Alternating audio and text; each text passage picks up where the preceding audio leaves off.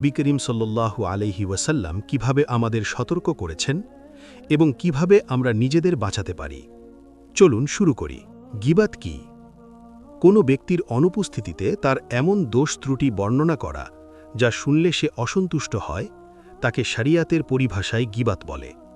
তা বাচনিক অথবা লেখনির মাধ্যমে অথবা অঙ্গপ্রত্যঙ্গের মাধ্যমে অথবা অন্য কোনো পন্থায় বর্ণনা করা হোক না কেন, সে ব্যক্তি মুসলমান হোক অথবা অমুসলিম।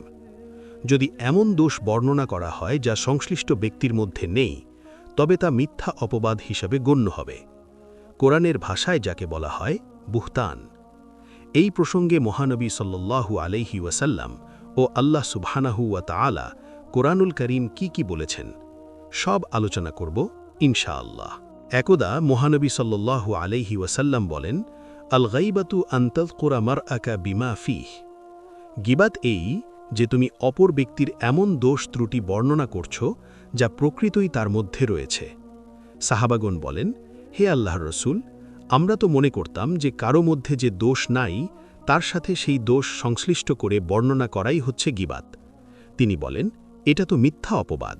বর্তমানকালে ইতর ভদ্র নির্বিশেষে সকলে পরচর্চায় নিমজ্জিত হয়ে পড়েছে এবং শয়তানের আনুগত্য করে চলছে। প্রত্যেক ব্যক্তি নিজের ইচ্ছামতো গীবাতের সংজ্ঞা দাঁড় করিয়ে নিয়েছে। মুসলমানগণ, আন্তরিকভাবে একটু চিন্তা করে দেখুন কিভাবে আপনারা আবর্জনার পাকে ডুবে যাচ্ছেন।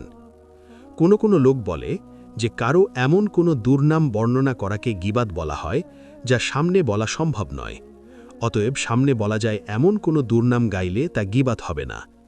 এই সংজ্ঞা মোটেই ঠিক নয়। এক ব্যক্তি অপর ব্যক্তির গীবত বর্ণনা করছিল।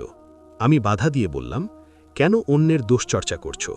সে বলল, আমি যা বলছি তা ওই ব্যক্তির সামনেও বলতে পারি, এতে আমার কোনো পরোয়া নাই, অতএব এটা গীবাত হবে না।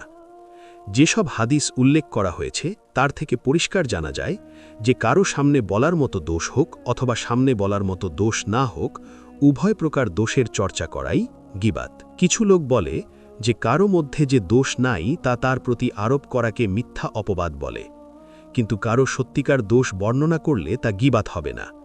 উত্তর, হাদিসে উল্লেখিত হয়েছে যে দোষ কোনো ব্যক্তির মধ্যে নাই তা তার প্রতি আরোপ করা মিথ্যা অপবাদ হিসাবে গণ্য হবে।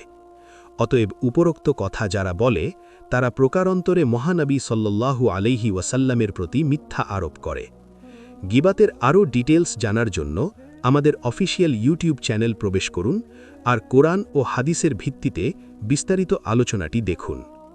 আসসালামু আলাইকুম ওয়া রাহমাতুল্লাহি ওয়া বারাকাতুহু।